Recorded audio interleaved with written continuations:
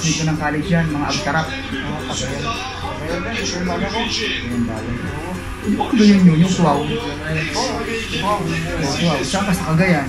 Oo, yan. Sa Kapagkong. Yan nila itawag.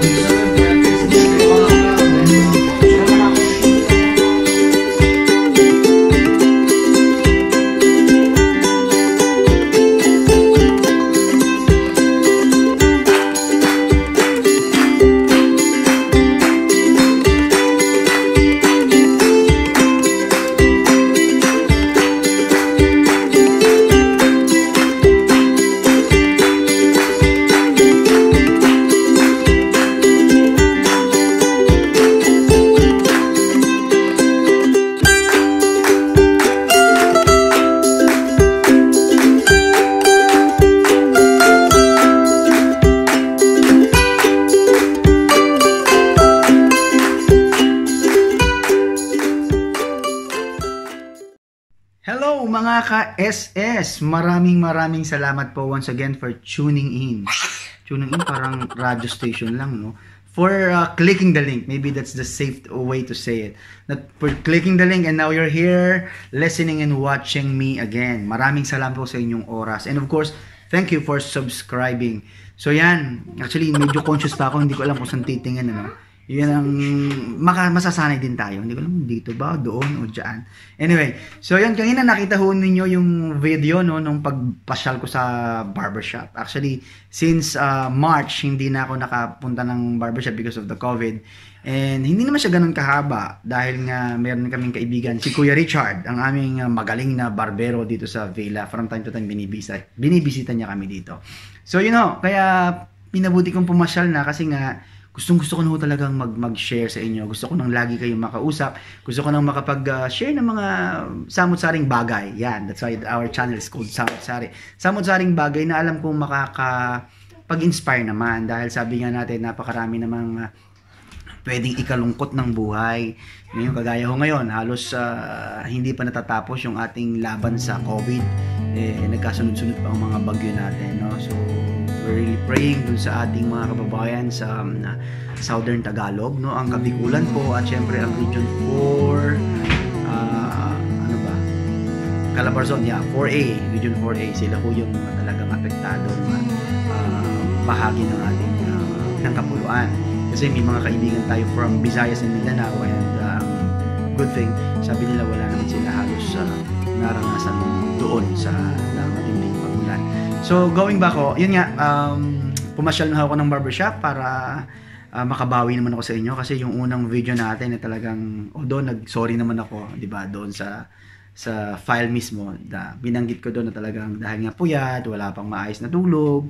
So, at yun nga, hindi rin ako nakasuklay talaga. Dahil wala naman akong kaplano-planong mag-video but mag-record. Pero dahil nga the inspiration was already there, it was there. So, I have to seize the moment. Kasi minsan, it takes inspiration for you to share something.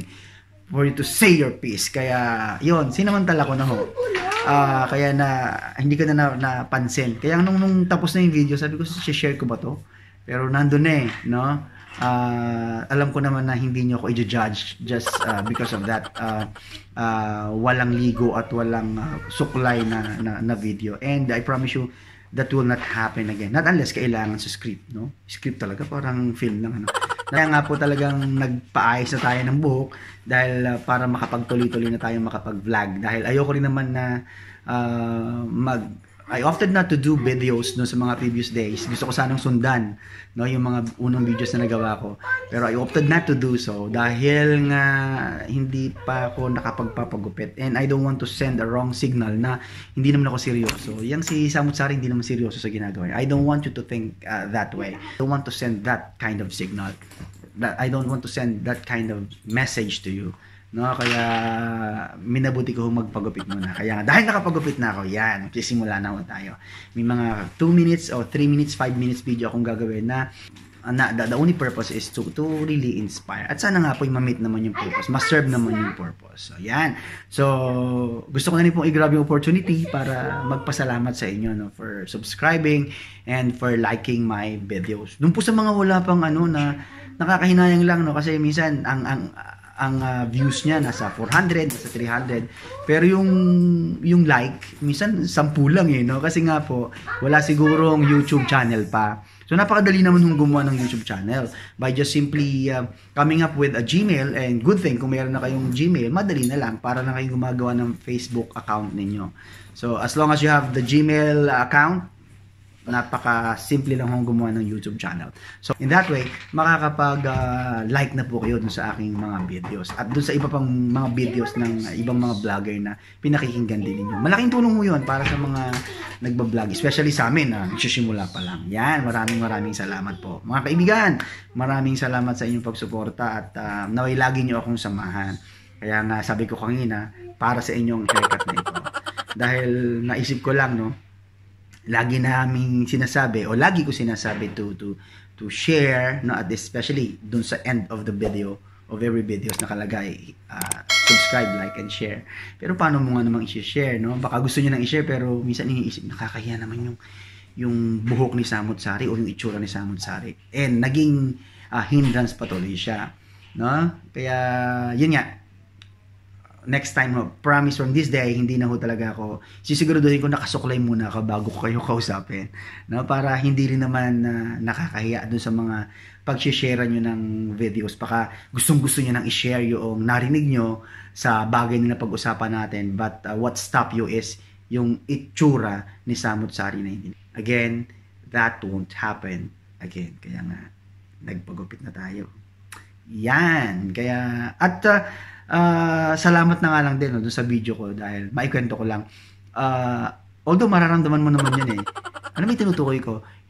At least wala naman siyang hindi pa rin ako nakapaglinis ng ilong nun no? Buti wala naman siyang siguro kung may ganun, baka hindi ko talaga ma-upload yung video. Wala naman siyang nagbabaras-baras na alam mo yung moving to and fro. Kasi when you speak, di ba naglalabas ka ng hangin sa ilong? So, kapag meron kang booger, social na booger, no? Tagalogin na, kulangot. Pag may kulangot ka na nandyan, nakakapit kay Celia doon sa buko ng ilong. So, ang tendency niya, magsiswing yan to and fro.